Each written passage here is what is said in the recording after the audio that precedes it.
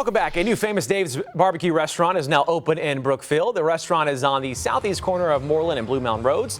The chain was founded in Wisconsin in 1994. This location isn't sit down like most of the restaurants. Instead, this one is counter service. It's unique to the industry, and the recipes that have been around for 30 years are just unbelievable and irresistible. So that's what's famous about our brand. And suddenly I'm very hungry at 442. Catering is also available at this new location. Well, let's go ahead and talk business with Andrew Weiland, the editor from our partners at BizTimes Milwaukee. I got to get your opinion on this with what Blake was just saying in the new Famous Dave's restaurant. And it reflects kind of a growing trend in this industry of, I guess, less dining in and more just on the go. What do you think? Yeah, this is another COVID slice of life as things have changed. You've just seen a lot of restaurants, of course, during the pandemic, had to shift to carry out only.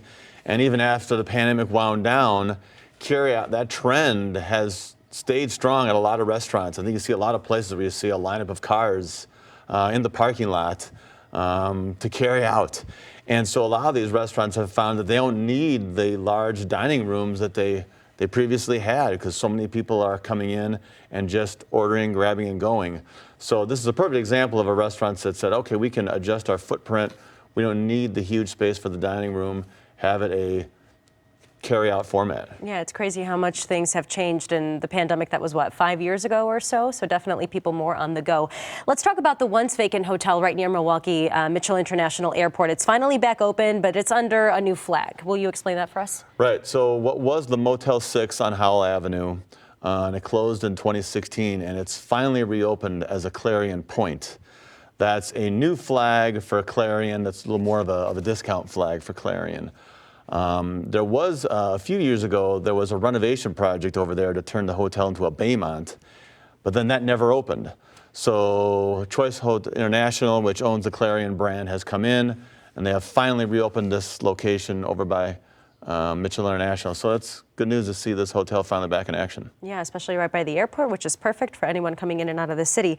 Now, BizTimes Milwaukee also breaking news yesterday, this in Waterford, and it shows the impact and the fallout of the pandemic and remote work, kind of what we were talking about in the pandemic.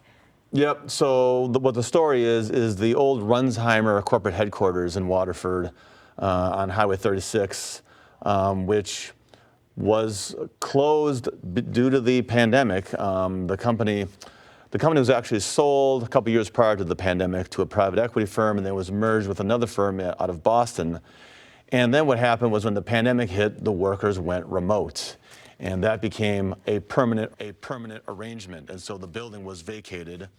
The lease for the building last year expired, and so now the Runzheimer folks that still own the building have sold it to C&H. C&H is a global manufacturer with some strong history in Racine. The Case Company, which was founded in the 1840s, is kind of the predecessor to C&H. It's a company that manufactures agricultural and construction equipment, so like tractors, you know, right. That kind of thing. So what we don't know is what they intend to do with this building. They aren't saying.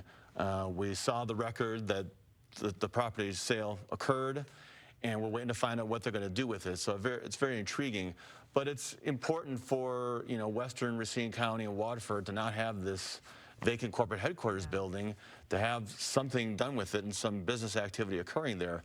But yeah, like you said before, it's another example of a COVID story. You know, this is an example of an office building that wasn't needed anymore, and it's been sitting on the market for a while, and now finally it's going to be put back to use, it appears. And I feel like we're not done with this conversation. What we were used to during COVID, then we had to alter, and now we're going back and forth on this. We're still seeing ripple effects from it 5 years later. All right. Andrew, thank you for your time. Blake?